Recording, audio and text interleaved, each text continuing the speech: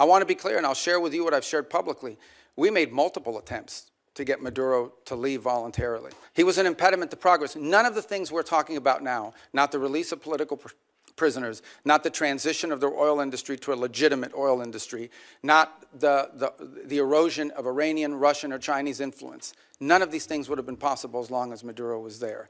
And so this was one option that was available to the president after exhausting every other option to remove this individual from the scene.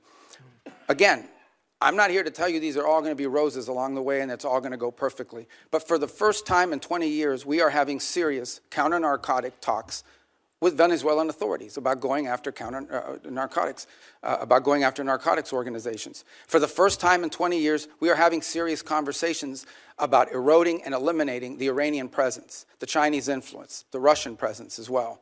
In fact, I would tell you that there are many elements there in Venezuela that welcome a return to establishing relations to the United States on multiple fronts. We are at the end talking about a Western country that has a long history of cooperation and work with the United States. At one time, Venezuela, pre-Chavez, was a very strong U.S. ally. And we hope to get back to that point. We're not there. This thing still is in its infancy. But I certainly think a lot of progress has been made in that regard. Well done. Senator Shaheen. Thank you. I'm pleased that we are looking at a diplomatic presence in Venezuela. But the DEA has reportedly identified Delcy Rodríguez as a significant actor in the drug trade. Do you agree with that? And if you do, how are we to assure the American people that the money that's going to Venezuela is not going to any of the cartels or drug running? Yeah, and that, well, first of all, on the first point, I would say she's not indicted the way Maduro and his wife were. So I'm not going to speculate about newspaper articles and what law enforcement is working on. If, in fact, there were such an investigation, you know, I mean, that's something that we would speculate on. Suffice it to say that this was not a normal system. We all should stipulate to that, okay? That regime, as everyone understood, was held together by corruption. The glue that kept people together was not loyalty to Maduro.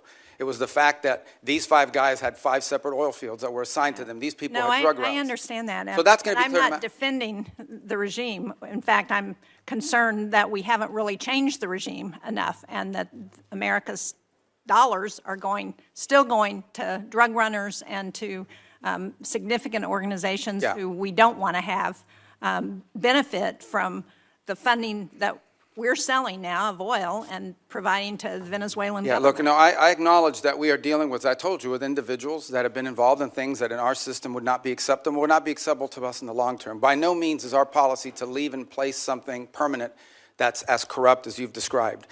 We are in the transition and stabilization phase. We are just acknowledging reality, and that is you have to work with the people that are in charge of the elements of government. Okay, but now, can what you are the reassure systems? People that so money is not going Yeah, continuing to go to the drug cartels? Right, so that's the process that I outlined to you. So on the sanctioned oil, the oil that requires U.S. permission to move, that oil, the proceeds of that oil, which by the way is being sold at market price, not at the discount Venezuela was being forced to sell, is being deposited into an account that ultimately will become a U.S. Treasury blocked account here in the United States. There is oil that is sanctioned that cannot move from Venezuela because of our quarantine.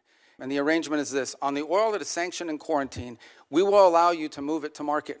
We will allow you to move it to market at market prices, not at the discount China was getting. In return, the funds from that will be deposited into an account that we will have oversight over. And you will spend that money for the benefit of the Venezuelan people. Why was that important? Venezuela was running out of storage capacity